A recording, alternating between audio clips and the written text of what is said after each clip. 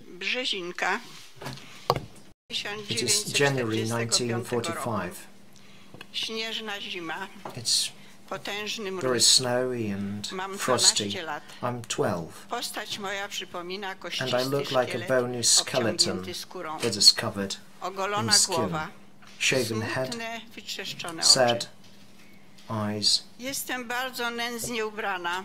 What I'm wearing Dwa lewe buty. is Wylewem ragged. I've got two left przyleptana shoes. pięta, Part of the left gdyż shoe napięcie nogi jest otwarta is rana, rolled in because there's an przyklejona open do wound skarpety. Tak jest on my od heel kilku that's tygodni. sticking to the sock. It's been like that for Jedna weeks now. skarpetka krótka, One druga sock do is kolana. short, the other one Na reached to my głowie knee. cienka chusteczka On my head, powiązana pod a brodą. thin scarf tied under my chin. Sukienka jedwabna, granatowa, A silk kwiatki, blue lekko floral za kolana, dress guziczki, slightly below the kapocik knees. czerwony z czerwonym winklem. That Więźniem winkle, a politycznym. triangle, it means that I am a political Nieustannie prisoner, straszliwie głodna i wylękniona. starving, fearful Lękam at all się o moją times. siostyczkę I Marysię. fear for my sister, Ma ona 6 lat Marysia. i leży w She is szpitalu 6 obozowym and she's been zwanym in rewirem the od niemal Revir, the 6 camp miesięcy. hospital. She's been there. for Nierzadko almost 6 pokryjomu months. ją tam odwiedzałam, I niosąc visited jej her skórkę quite often, chleba. surreptitiously to bring W her some sierpniu bread crusts. 1944 roku In August transportem z 1944, Warszawy przywieziono nas we were transported here from bydlęcymi Warsaw wagonami bez in rodziców. cattle Nie ma cars też and z accompanied nami by our mojego parents, 13-letniego braciszka Tadeusza. and our Nie wiem, 13-year-old co się brother z nimi Tadeusz stało. is not with us either. I nagle I don't know what happened niespodziewana to radość. them. And suddenly this great joy.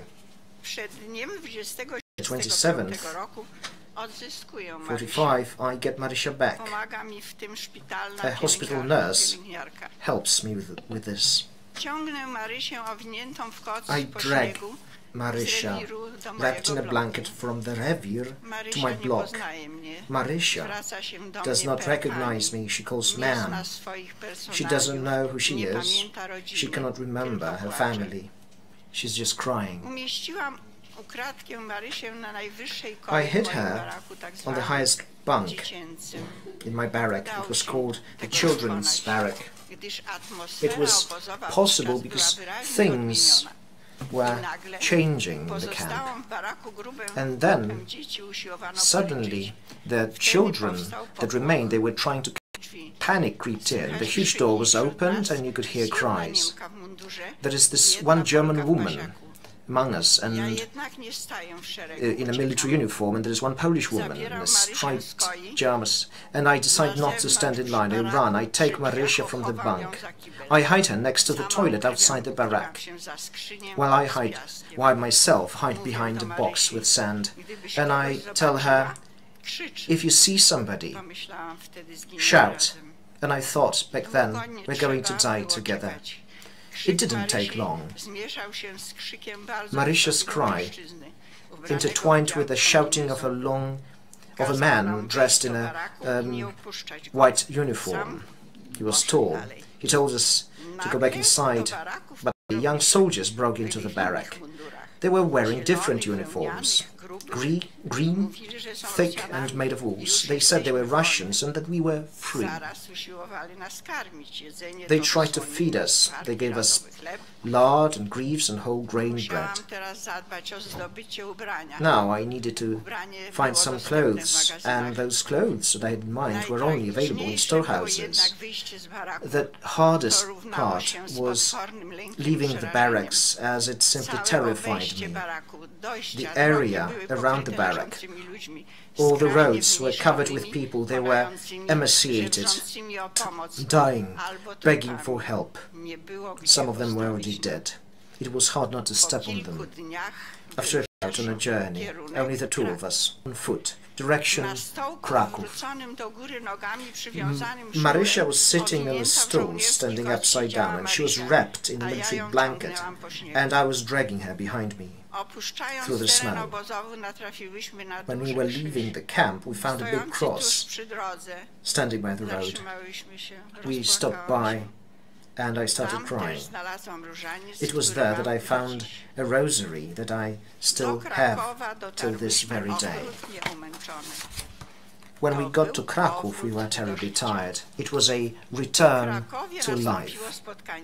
In Kraków, we met children who were liberated from Auschwitz on January the 27th, 1945. Polish Red Cross took care of us. After around 2 weeks spent in we were in railway carriages, quite crowded, and we left Kraków for Warsaw Kęcie. It was February 1945. By that time I was sure that my home, my house, must have been destroyed. I had seen it burning when we were being forcefully evicted in early August 1945. I was right. The house had been completely destroyed during the Warsaw Uprising. That meant that all of our family's worldly possessions were gone. I turned to Aunt Marianna Danielewska, my mum's sister, who lived close to the town of Włochy, near Warsaw. I still knew nothing about my parents and about Tadeusz. It was after the war in 1945, also at my aunt's, that we met my brother and my parents, Janina and Roman. They had been imprisoned in the camp in Oranienburg, close to Berlin.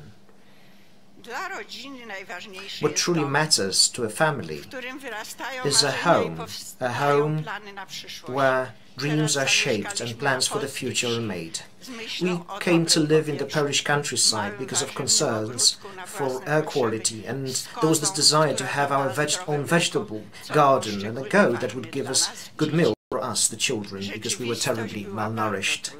Our reality was tough. My childhood and adolescence got disturbed by the war. After we got back from the camp, our opportunities in life were not the same anymore. You needed extreme willpower and perseverance, and will to live, to face life's difficulties that were truly daunting. Yet, every one of us separately and all of us together needed to find our own place in school or in a workplace. I was 17 when I took up a job. I was still a student at the time. I felt I just had to go to college, which only made the need to go to Warsaw more severe. And finally, we got a flat in the district of Bielany, no sanitation of any kind whatsoever. And I lived with my parents as long as I studied. Because of the long commuting to the university, however, I would be quite often back home very late, so I had to stay overnight with families that we knew, and there I would sleep on a mattress under a table or in a few chairs that were put together. It was not easy, but I succeeded. On January the 26th, 1957, I got my Warsaw University diploma. As a geologist, I was already married. And on the 2nd of February 1957, I gave birth to my only daughter, Marysia. And I was continuously professionally active. Only after 20 years, after I had left the camp, I returned here to participate in the 20th anniversary of Auschwitz liberation. I have been returning here ever since, more often, for the anniversaries of the liberation. Here, I can meet people I shared my fate with. Being a witness of history, I share my experience with the young people, hoping that in the future they will not need to experience what my generation went through. And yet, it is not easy to free oneself from those cruel memories persisting in my mind like on a hard drive. Memories that cannot be erased. There was a period when we could not utter a single word to each other to say what was happening to us were we not together, where we were. We were afraid to ask. Me, my mother, my father, my sister, my brother, we were sad and separate. We cried a lot. One thing is sure, we were in pain. It hurt. it still hurts.